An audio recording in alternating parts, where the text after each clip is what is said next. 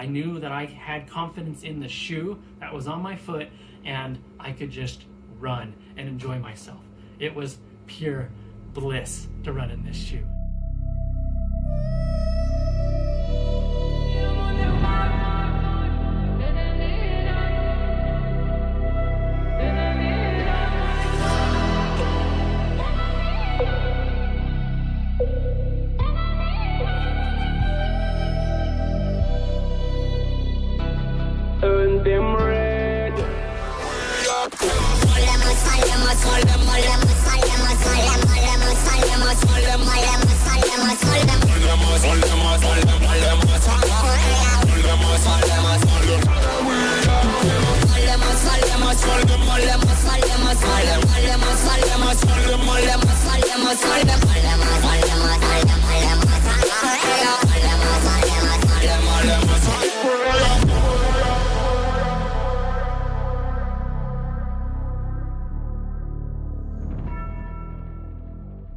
So this is just my initial impressions on the shoe. I've had it out for a couple 8-mile trail runs. If you want to see my full review where I get more into how the shoe felt and the dynamics of the shoe, please subscribe to my channel. I will be doing a full review in this shoe once I reach at least 50 miles. So stay tuned for that. Today I'm giving you my initial impressions on the Skechers GOrun Speed TRL Hyper, or TRL Hyper. Alright, so you just saw me running in the shoe. Let me just say right out of the gate, this shoe is blissful. It is a joy to run in. So let's talk about the shoe. First off, you've got a Goodyear outsole. I found the outsole to be very grippy and inspire very good confidence on the run. When I was running down the trails, I found that I didn't have to worry about, oh, am I going to slip on that rock, or what's going to happen if I try and take this turn. The outsole just gripped and gripped and gripped, and I loved it. I didn't have to worry about my traction at all. The midsole, you were looking at the Hyper Burst in the back. The back half has the Hyper Burst, very lightweight foam, very responsive foam. And in the front, you've got the Ultra Flight. I'm not sure why Skechers decided to do the combination of the the Ultra Flight and the Hyper Burst, but frankly, it works, and it works well in this shoe. It really felt like it was well balanced. The weight of the shoe is well balanced, and the responsiveness and cushioning of the shoe was well balanced as well. Skechers also has the M-Strike technology, which really promotes and rewards a mid to forefoot type of foot strike. In addition to that, you have a rock plate right in here. You can see that red part of the shoe. It provides a little bit of springiness, similar to some of the carbon fiber plates that might be in some of your marathon shoes, but it provides a little bit of springiness and some rigidity to the shoe.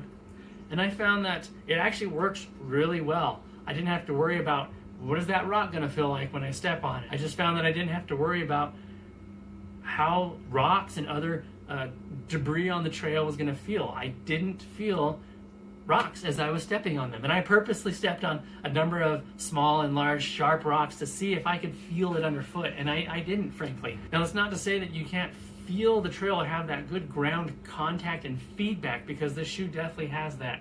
One of the things that I really like about the TRL Hyper is that it is lightweight. You are looking at only 226 grams or 8 ounces in a men's size 9, which is very lightweight, especially for a trail shoe. That's lightweight for a road shoe, but for a trail shoe, that is particularly lightweight.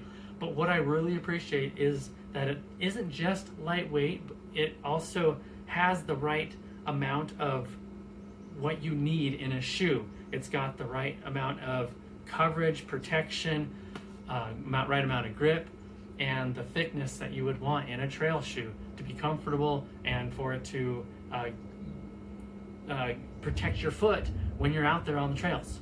Some of the other features of the shoe, you have a semi-gusseted type of tongue here. I'll show you, it's secure on the one side of the shoe, but not on the other. So as you cinch down on the laces, the tongue is able to pull over across your foot to provide a nice, comfortable, but snug and secure fit. You're going to get a little bit extra fabric along the lateral and medial side of the shoe, which really just hug your foot as you've tightened down those laces. And I found the shoe to be extremely comfortable once you lace it down.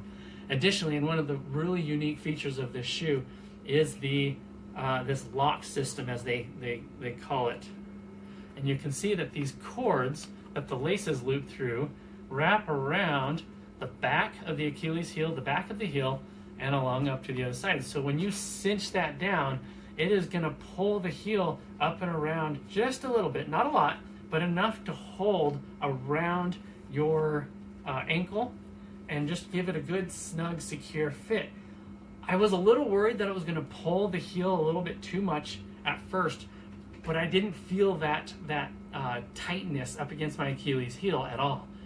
So it really is effective, works well, and it's comfortable. Additional comforts that you're going to get is this almost wetsuit-like material. I don't know what to call it, but it's like a stretchy material that wraps all the way around the ankle and up across the top of your foot.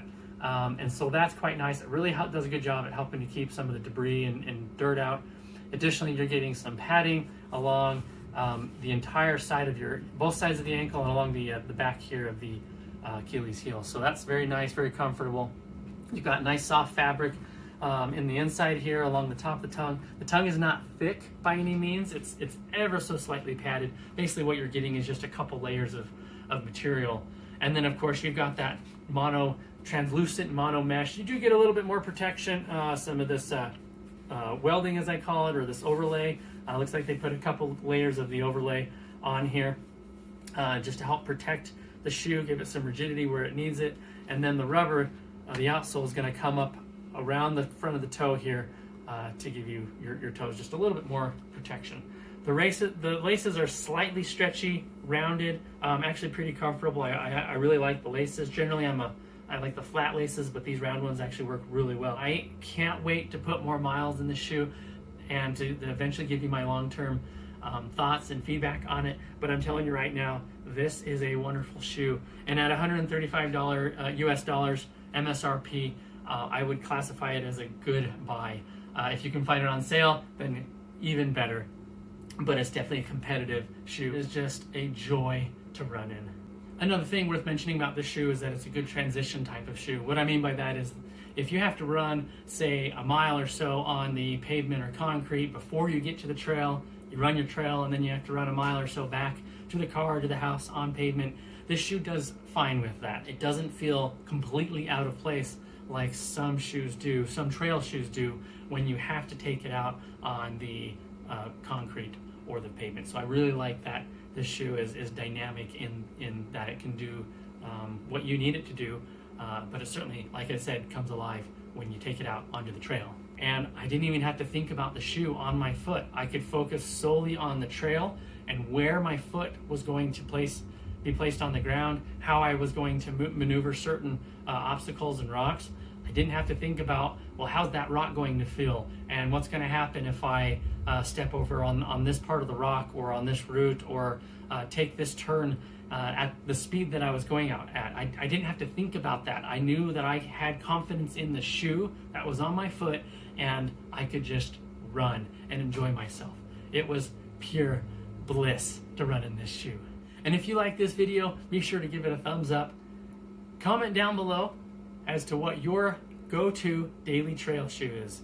And if you have any questions about the Speed TRL, absolutely let me know and I'll be sure to comment and get back to you on that. Alright guys, that is a wrap. Thanks for joining me today. I hope you enjoyed this video and the running clips that I was showing you earlier. Have a great day, and as always, remember, be consistent, express gratitude, and enjoy every mile. I'll talk to you guys on the next video. Bye-bye.